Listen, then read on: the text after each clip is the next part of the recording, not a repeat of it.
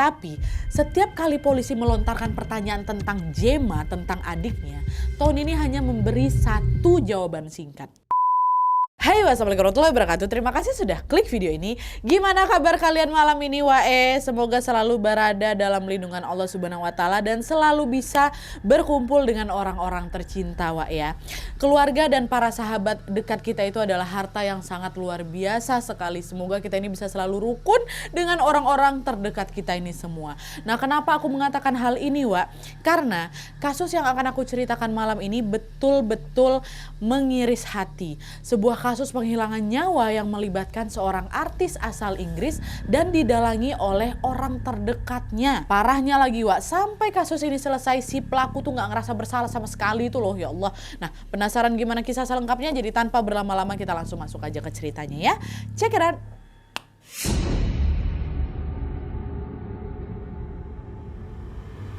Oke, Wak, kasus yang akan aku ceritakan malam ini merupakan tindak kriminal yang dialami oleh seorang artis asal Inggris yang bernama Gemma McCluskey, Wak. Nah, seperti biasa aku akan menceritakan dulu latar belakang dari si Gemma ini, Wak ya.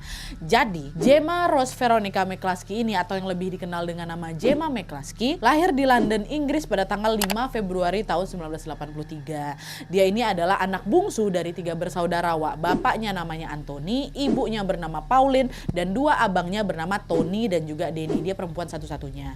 Nah, bisa dibilang keluarganya Gemma ini mengalami banyak sekali ujian, Wak, di mana Anthony dan Pauline atau kedua orang tuanya mereka ini memutuskan untuk bercerai.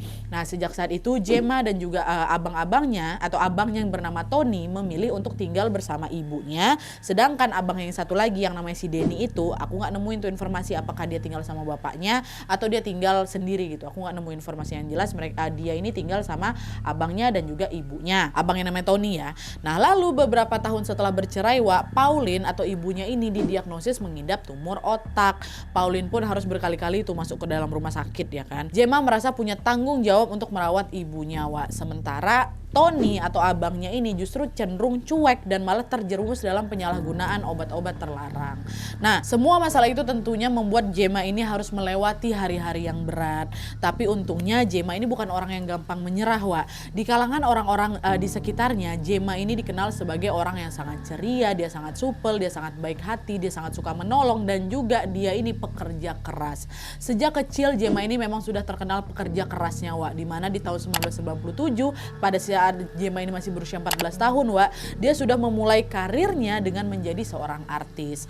Nah, pada saat itu Gemma ini mendapatkan peran di acara TV komedi yang berjudul No Sweet kan. Lalu di 3 tahun kemudian di tahun 2000, Wak, pada saat Gemma ini sudah berusia 17 tahun, dia mendapatkan peran sebagai tokoh Carrie Skinner dalam salah satu sinetron yang paling populer di London berjudul EastEnders. Nah, di sinetron EastEnders ini, Wak, Gemma membintangi lebih dari 30 episode loh. Dan di sinetron inilah yang akhirnya membuat nama Gemma pun semakin melambung.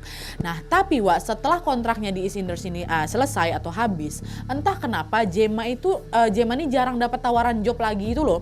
Sekalinya ada panggilan syuting, yaitu cuma sebatas peran-peran kecil aja yang kurang populer. Nah, perlahan-lahan karirnya Gemma sebagai artis ini pun mulailah meredup sampai akhirnya dia pun memilih untuk banting setir, Wak, menjadi bartender di sebuah klub malam. Nah, meski harus melepaskan karirnya sebagai artis, Wak, Gemma ini tetap menjalani pekerjaan barunya dengan perasaan yang senang gitu. Apalagi pada saat itu Gemma ini kan juga harus tetap bekerja demi bisa membantu ibunya atau membantu pengobatan ibunya ya kan. Gemma melewati itu semua tanpa mengeluh sampai akhirnya pada suatu hari di tahun 2012 sebuah peristiwa tragis pun tiba-tiba menimpa Gemma. Nah, peristiwa apa itu, kita masuklah ke kejadiannya.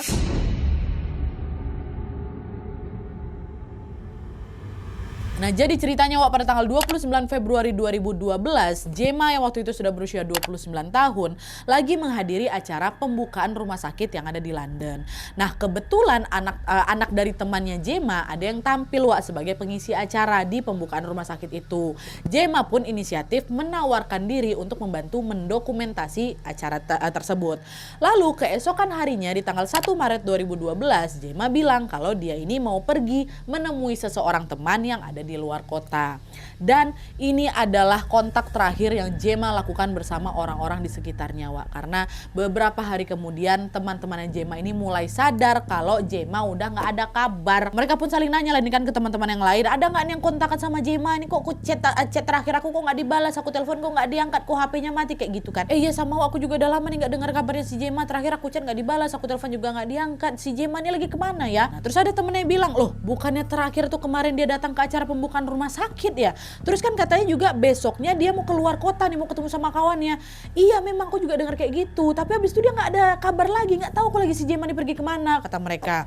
Nah karena orang-orang mulai mempertanyakan di mana keberadaannya si Jema ini, Wak, Denny, abangnya satu lagi tuh yang misah dari mama sama si Tony ini, langsunglah datang ke klub malam tempat si Jema itu bekerja. Mana dia, aku kok nggak ada kabarnya nih kan. Akhirnya pergilah dia ke tempat si Jema itu kerja. Nanyalah si Denny ini ke staff-staff yang ada di sana, ada yang nengok adik aku nggak si Jema? Nah tapi sayangnya para staff juga memberikan jawaban yang kurang lebih sama juga, Wak. Maaf Mas Denny, kami nggak tahu ya Jema itu di mana. Udah beberapa hari ini kami tuh nggak ngelihat dia. Bahkan kemarin waktu jadwal shift dia juga dia nggak masuk, kata mereka.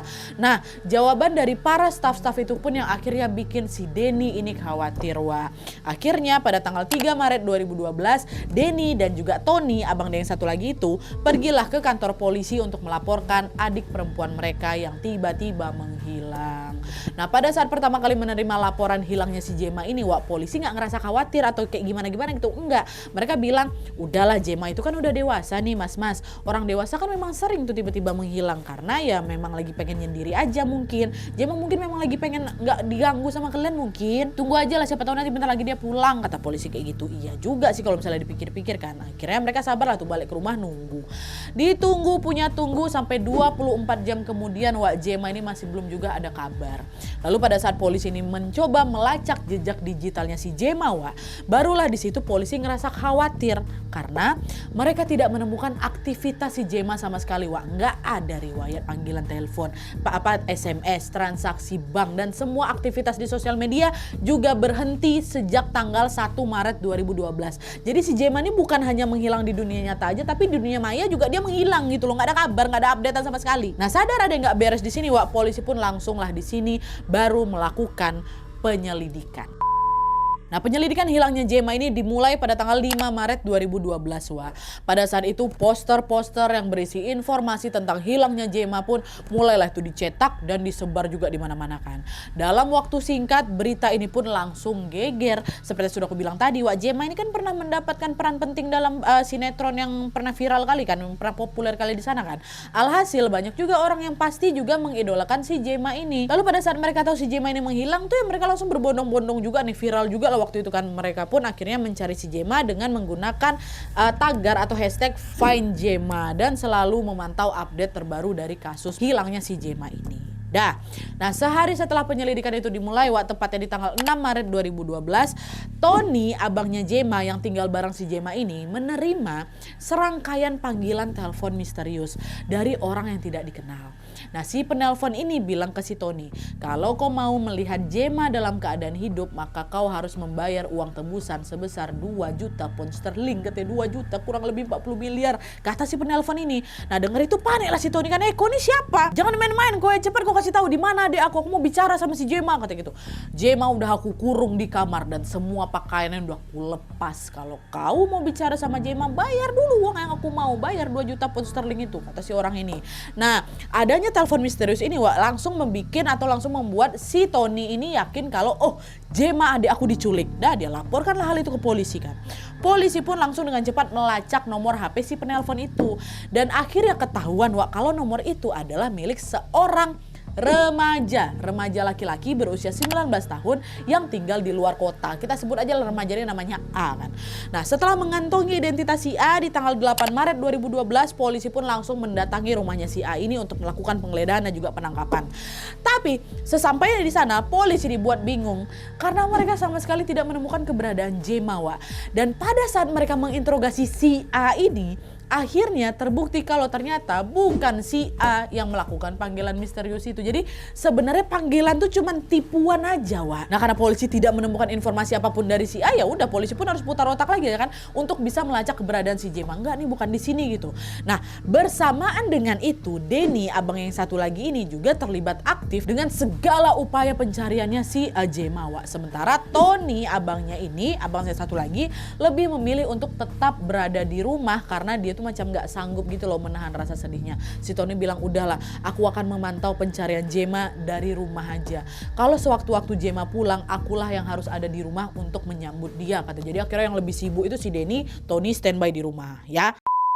Nah, adalah tuh kan, selang beberapa hari sejak penyelidikan itu dimulai, Wak, tepatnya pada tanggal 6 Maret 2012, termasuk Maret nih ya, polisi pun akhirnya mendapatkan petunjuk yang sangat-sangat menggegerkan, di mana pada hari itu, Wak, polisi mendapatkan laporan dari seorang warga setempat yang lagi berlayar menggunakan perahu di sebuah kanal.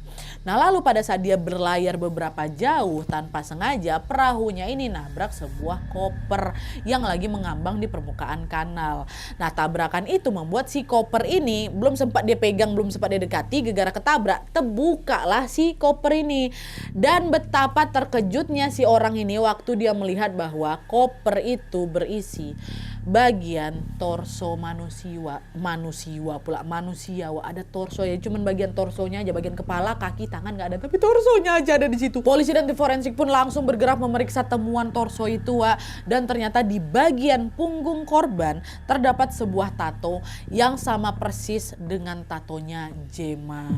Lalu setelah dilakukan uji DNA, akhirnya potongan torso itu berhasil diidentifikasi sebagai Jema McCloskey, ketemu dalam keadaan terpotong tapi torsonya aja yang baru ketemu. Astagfirullahaladzim. Nah, sejak adanya penemuan ini, Wak, apa nggak langsung heboh kasusnya si Jema ini kan? Berita bukan tentang hilangnya Jema, tapi tentang kasus penghilangan nyawa Jema McCloskey, artis London kala itu. Polisi pun langsung segera melakukan penyelidikan lanjutan untuk mencari tahu siapa nih orang yang sudah tega menghilangkan nyawanya Jema. Ini kita masuk ke penyelidikan lanjutan.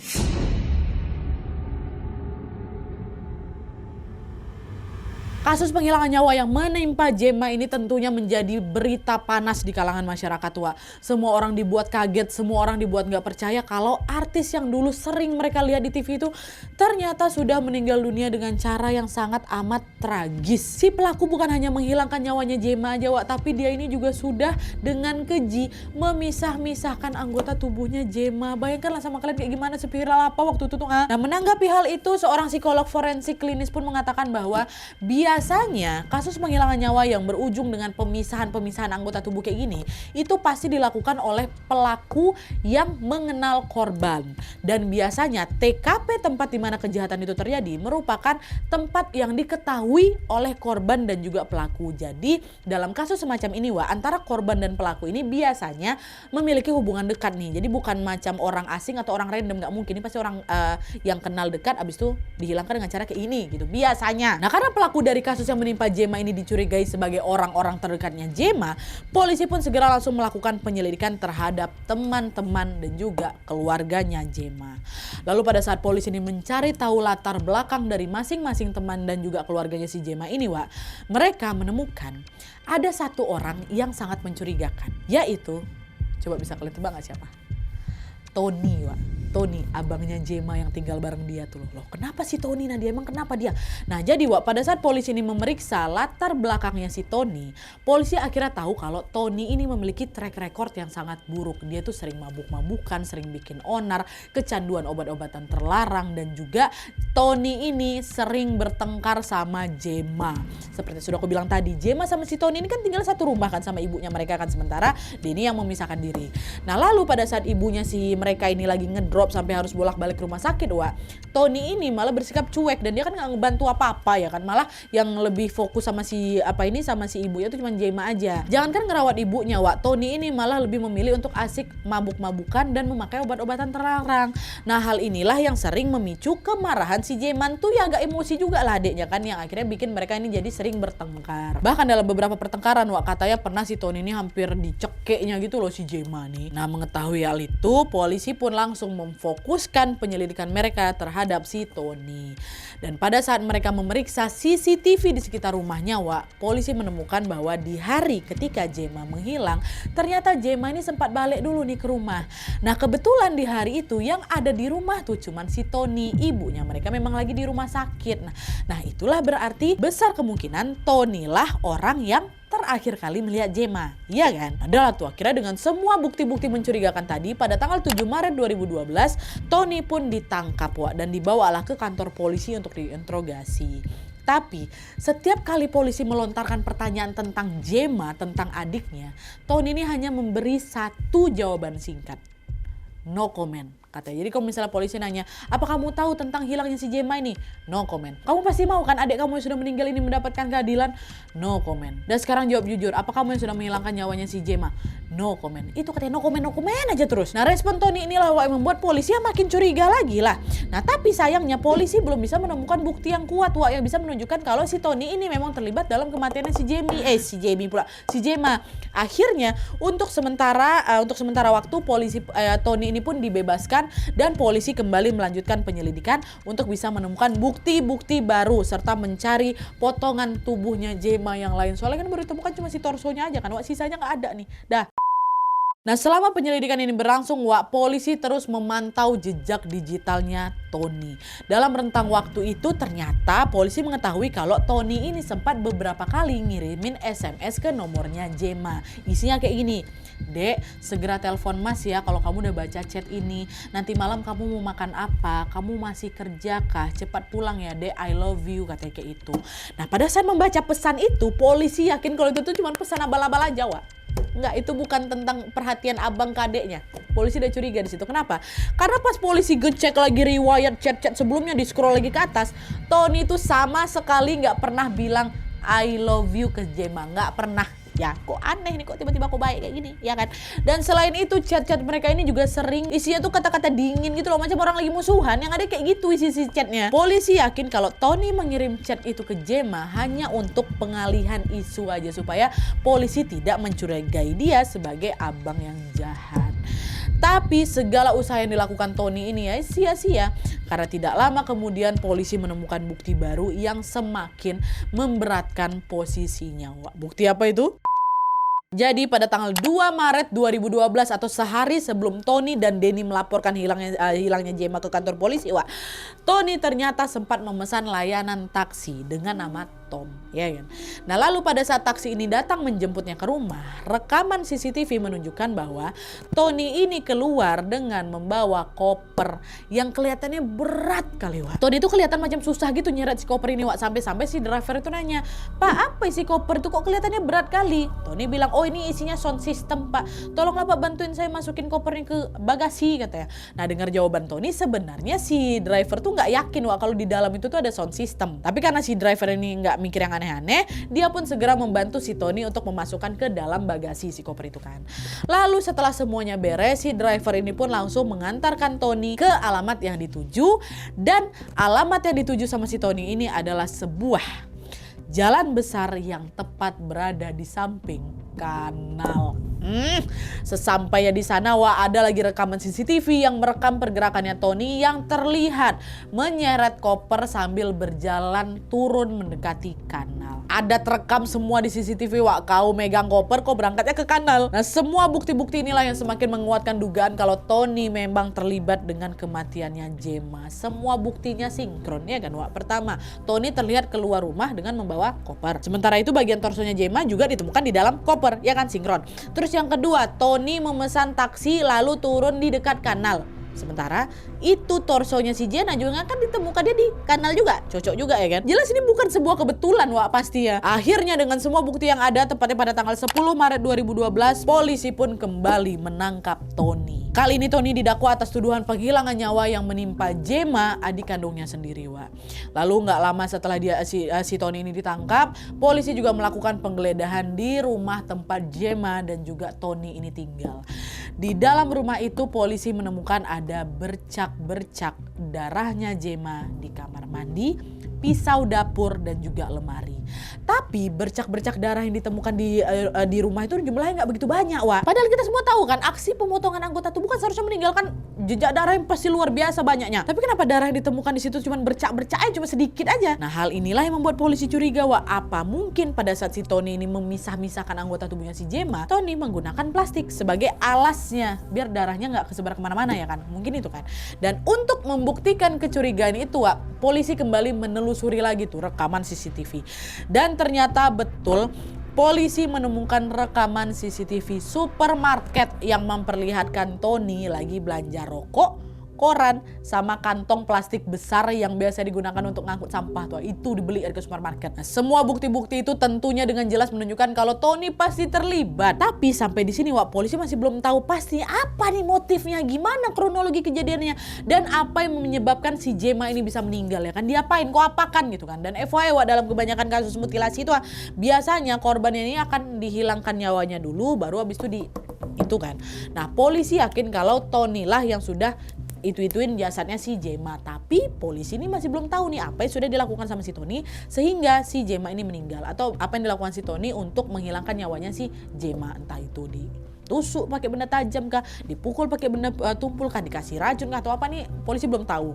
Nah, semua ini, Wak, merupakan informasi penting yang harus polisi temukan agar dia ini bisa menyeret Tony ke pengadilan. Dah lah tuh kan.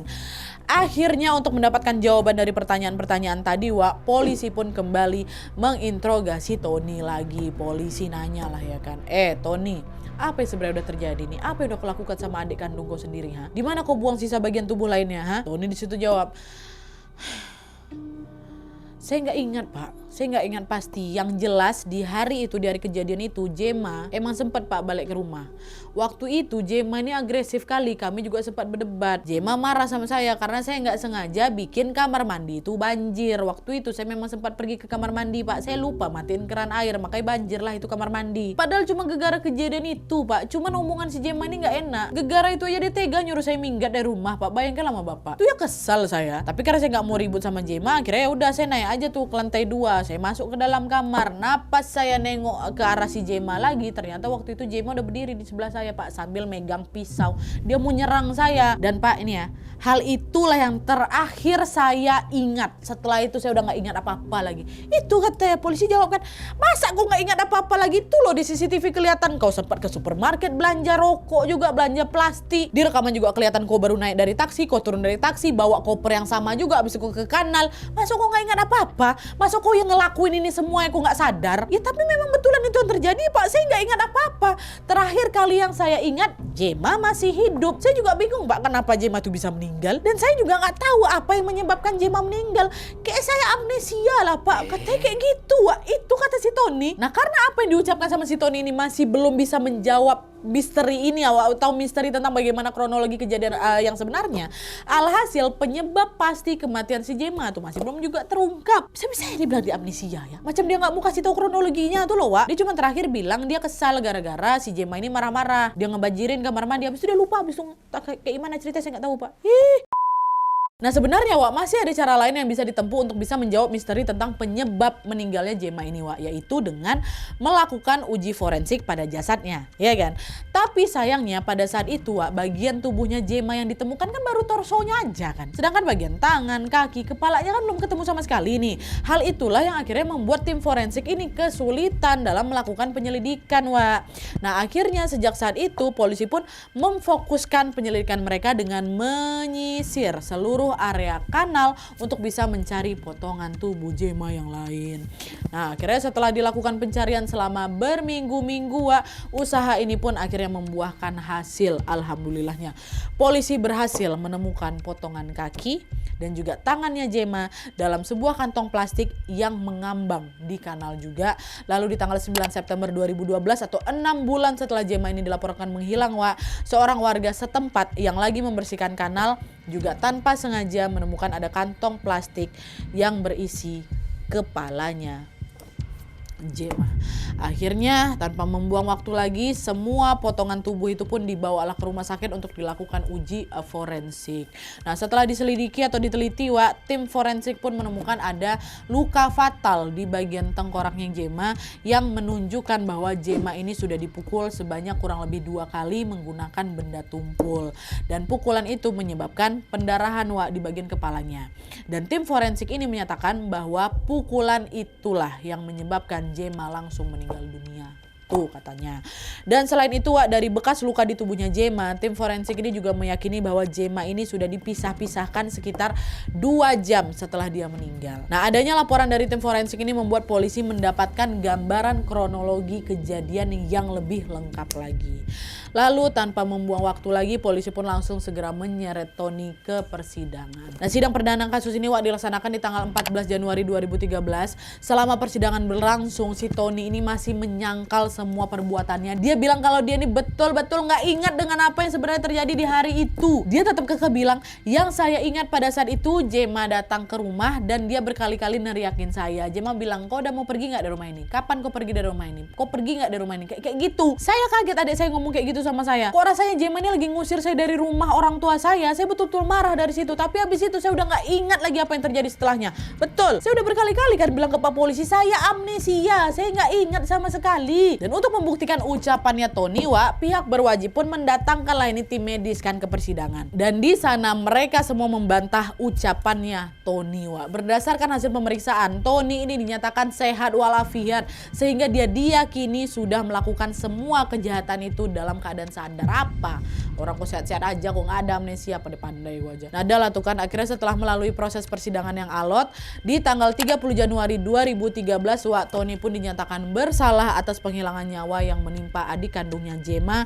Tony dijatuhi hukuman penjara seumur hidup dan baru bisa mengajukan banding setelah dipenjara minimal 20 tahun. Dan setelah Tony dijebloskan ke penjara, ayahnya Anthony, masih ingat kalian kan, masih dengan setia memberikan dukungan untuk Tony loh. Bahkan Anthony ini masih sering mengirim surat dan datang menjenguk Tony ke penjara.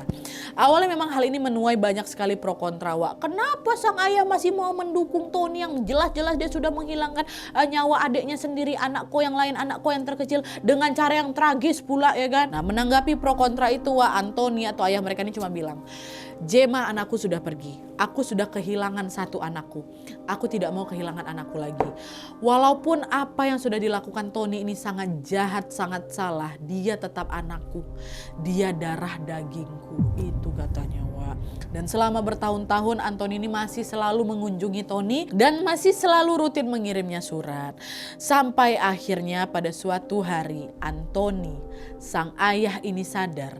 Di setiap surat yang ditulis sama Tony atau balasan surat dari Tony sama sekali tidak pernah menunjukkan penyesalan sedikit pun.